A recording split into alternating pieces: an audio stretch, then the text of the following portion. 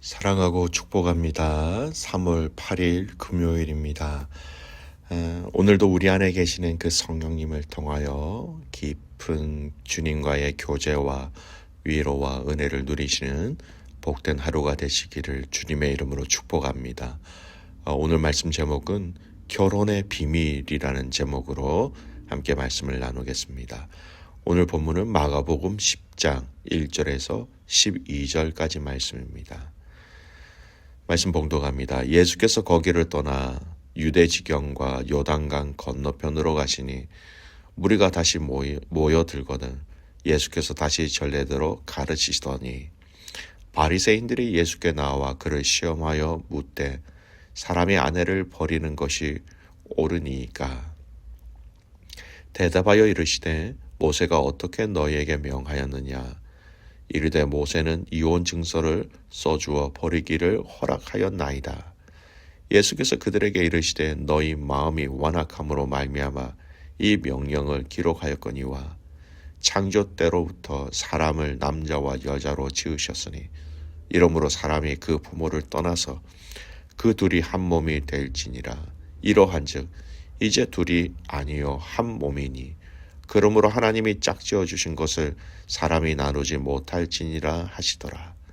집에서 제자들이 다시 이 일을 물으니 이르시되 누구든지 그 아내를 버리고 다른 데에 장가드는 자는 본처에게 간음을 행함이요 또 아내가 남편을 버리고 다른 데로 시집가면 간음을 행함이니라. 아멘. 오늘 말씀 제목은 결혼의 비밀이라는 제목으로 함께 말씀을 나누고자 합니다. 오늘 본문은 바리새인들에 의해서 제기된 이혼에 대한 이 논쟁에 관한 내용이 오늘 이 본문의 말씀에 기록되어져 있습니다. 바리새인들이 이 나쁜 의도로 예수님께 이런 질문을 하죠. 아내를 버리는 것이 옳습니까? 이렇게 묻습니다. 이 바리새인들이 예수님에게 이 이혼에 대한 입장을 질문한 것은요. 순수한 질문이 아니라 예수님을 시험하여 올무에 빠뜨리기 위한 목적으로 제기된 질문이었다라는 겁니다. 여러분 그 당시에 이혼 문제는 세례 요한이 갈릴리와 베레의 지역의 분봉왕이었던 헤롯 안디바의 이혼과 또 헤로디아와의 어떤 부정한 결혼을 반대하다가 참수당한 사례가 보여주듯이 사회적으로 굉장히 민감하고 관심이 집중된 문제였다라고 보여집니다. 심지어 바리새인들조차도 신명기 24장 1, 2절 이 말씀을 두고 간음 외에는 이혼이 절대 불가하다 엄격하게 입장을 고수하던 산마의 학파와 간음 이외에도 아내가 잘못을 하거나 남편이 아내가 싫어진 경우에 이혼을 할 수 있다라는 입장을 내세우던 헬렌 학파 사이에 의견이 첨예하게 대립될 정도로 사회적인 또 종교적인 이슈의 내용이었습니다. 따라서 바리새인들이 제기한 질문에 예수님께서 어떻게 대답하시더라도 곤란한 지경에 빠질 수밖에 없었다라는 겁니다. 만일 예수님께서 이혼의 부정적인 입장을 명백히 밝히신다면 바리새인들은 이를 정치적 쟁점을 삼아 세례 요한과 같은 운명에 빠뜨리고자 획책하였을 것입니다.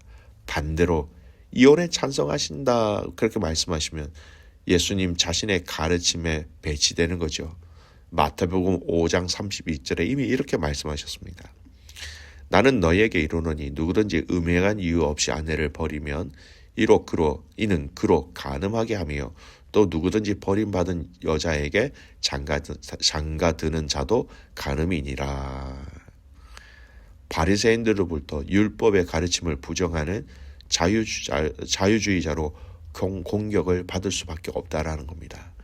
그러나 예수님께서는 이 모세의 율법에 주어진 배경과 목적을 언급하심으로써 율법의 정신에는 무관심하고 자구적 해석에 매달려 논쟁을 일삼는 그들의 잘못을 지적해버리십니다. 그리고 그들에게 가장 근본적인 이혼이라는 이 주제에서 결혼, 즉 남자와 여자를 함께 하신 그 첫 시간으로 돌아가서 그 첫 시간에 말씀하셨던 창세기의 말씀으로 대답을 하고 계신 거예요. 6절에서 9절 말씀 한번 읽겠습니다. 창조 때로부터 사람을 남자와 여자로 지으셨으니 이러므로 사람이 그 부모를 떠나서 그 둘이 한 몸이 될지니라. 이러한즉 이제 둘이 아니요 한 몸이니 그러므로 하나님이 짝지어 주신 것을 사람이 나누지 못할지니라 하시더라. 그런데 여러분, 이 6절 말씀, 창세기 이 6절 말씀, 오늘 본문의 6절 말씀이 어디에 기록되어져 있느냐? 창세기 1장 27절에 나와 있습니다. 하나님이 자기 형상 곧 하나님의 형상대로 사람을 창조하시되 남자와 여자를 창조하시고. 여러분, 당시에 대부분 바리새인들은 이혼에 관계된 이 모세의 율법을 근거로 하여서 이혼이 얼마든지 가능하고 이혼 증서만 써주면 어떤 이유든지 이혼은 정당하다, 그렇게 얘기하고 있었던 것이죠. 이러한 그들에게 예수님은 모세 율법에 나타난 이혼 허용의 본래의 의도가 무엇인지를 다시 이야기해 주셨을 뿐만 아니라 더 나아가서 더 근본적인 이 결혼의 원리가 어디서부터 시작되고 있는지를 말씀하고 계신 것이죠. 결혼의 근본 원리는 인간을 남자와 여자로 창조하신 하나님의 창조의 원리였습니다. 또 그에 따라서 하나님께서 친히 짝지어 주신 것으로 결혼을 통한 한 몸이 된 부부는 결코 둘로 나눠질 수 없다라는 말씀을 하고 계신 거예요. 따라서 창조 원리에 입각하여 이혼하지 않는 것이 마땅하나 인간의 타락으로 인하여 더 큰 불행이 발생하는 것을 방지하기 위해서 모세의 율법은 이혼을 제한적으로 허용하였다, 이렇게 이해하는 것이 맞는 것입니다. 그래서 모세의 율법을 근거로 이혼의 타당성을 주장하는 것이 근본이 아니라 더 근본적인 것, 하나님의 창조를 통하여서 결혼의 의미와 원리를 확인하는 것이 더 옳고 더 근본적이라는 것을 이 예수님의 말씀을 통하여 알 수 있는 것입니다. 여러분, 우리 주님은 결혼이라는 이 제도가 인간으로 인해서 만들어진 것이 아니라 하나님의 세우신 창조의 원리 중에 하나라는 것을 말씀하고 계신 거예요. 6절 말씀, 하나님이 창조시로부터 저희를 남자와 여자로 만드셨다라고 분명히 얘기합니다.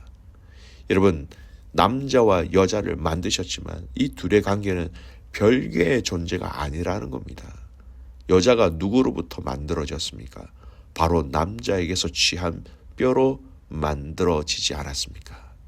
그러기에 남자는 여자를 그리워하고 여자에게도 마찬가지의 본성이 있습니다. 이게 합쳐져서 온전한 하나가 되어야 한다는 겁니다. 여러분, 창세기에 보면 사람이 독처하는 것이 좋지 못하다라고 하나님 말씀하셨죠. 독처한다, 혼자 있는다, 독단, 독재, 이런 것이 나쁜 것처럼 마땅히 결혼해야 할 사람이 결혼하지 않고 혼자 사는 것도 그렇게 좋은 것이 아니다라는 겁니다. 여러분, 사회에도 아직 미혼인 사람을 아무리 나이가 많아도 진정한 의미의 성인으로 인정하지 않는 것이 무엇입니까? 아직 완성되지 않은 영역이 있기 때문에 그렇게 생각하는 겁니다.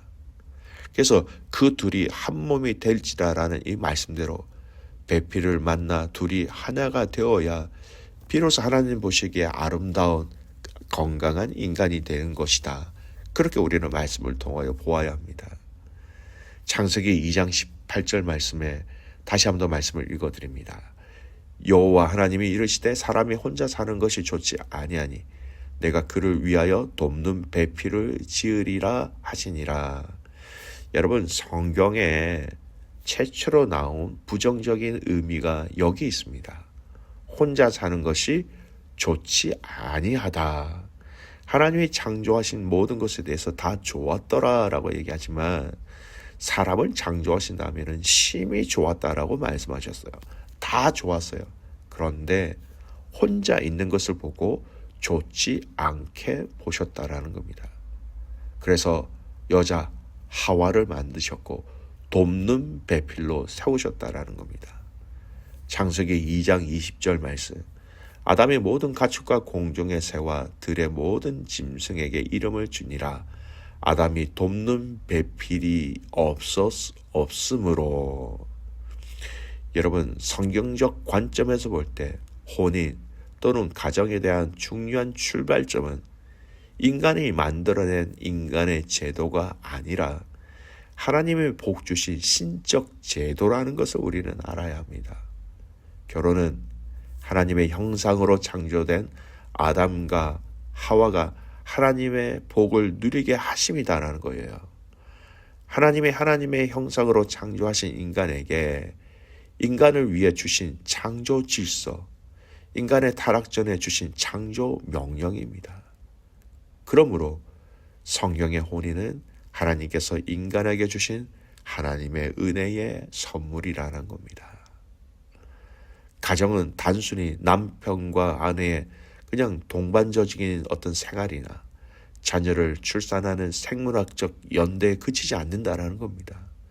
하나님과 하나님의 형상으로 창조된 인간에게 창조 언약적 관계성을 지닌다는 점에서 여러분, 이 가정, 부부 너무나도 중요하다라는 거예요. 여러분, 가정과 교회 이 둘은요, 하나님이 직접 세우신 신적 제도입니다.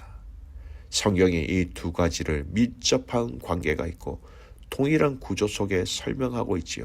즉 에베소서 5장 말씀에 보면 바울은 가정과 교회를 동일한 관계 속에서 설명하고 있습니다. 교회를 위하여라는 이 이름 하에 가정이 무시될 수 없고, 가정을 위하여라는 이 이름 하에 그리스도의 몸인 교회를 절대로 가볍게 여길 수는 없다라는 겁니다.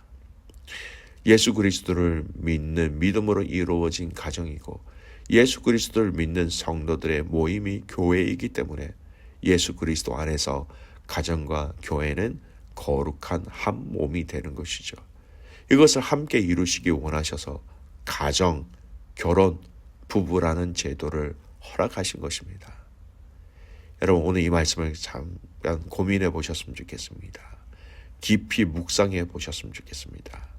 내게 주신 아내, 내게 주신 남편, 내게 주신 이 부부 관계, 내게 주신 이 가정, 하나님 나라를 위하여 이 땅이 아닙니다. 그 창조 때부터 약속하신 그 하나님 나라, 또 그것을 허락하신 자녀들과 함께 누릴 수 있도록 창조하신 그 장이 바로 결혼으로 만들어진 가정이라는 것입니다. 여러분, 오늘 이 본문의 말씀 마지막 결론은요, 에베소서 5장 21절에서 25절, 그리스도와 교회의 관계가 남편과 아내와 남편과의 관계로 말씀하고 있는 이 말씀으로 결론을 내리고자 합니다. 에베소서 5장 21절에서 25절까지 말씀, 제가 말씀을 읽습니다. 그리스도를 경외함으로 피차 복종하라. 아내들이여 자기 남편에게 복종하기를 주께 하듯 하라. 이는 남편이 아내의 머리 됨이니 그리스도께서 교회의 머리 됨과 같음이니 그가 바로 몸의 구주시니라.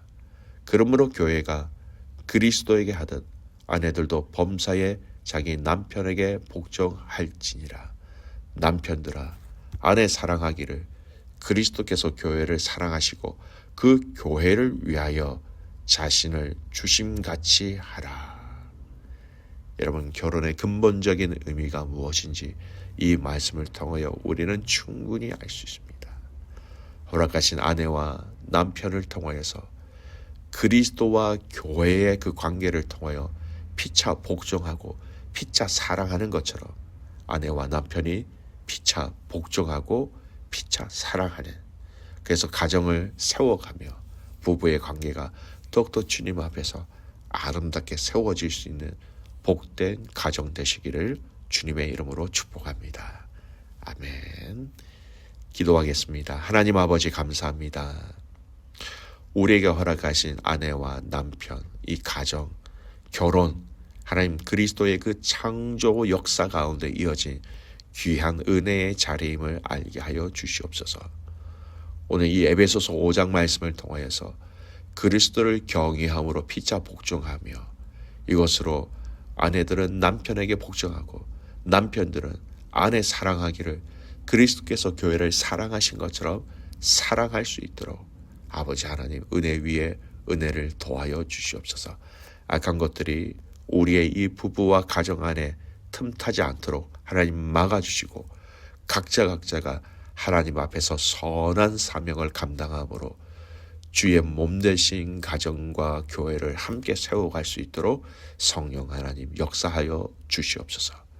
그렇게 같이 주님을 신뢰하며 살아서 역사하시는 예수님의 이름으로 기도드리옵나이다. 아멘.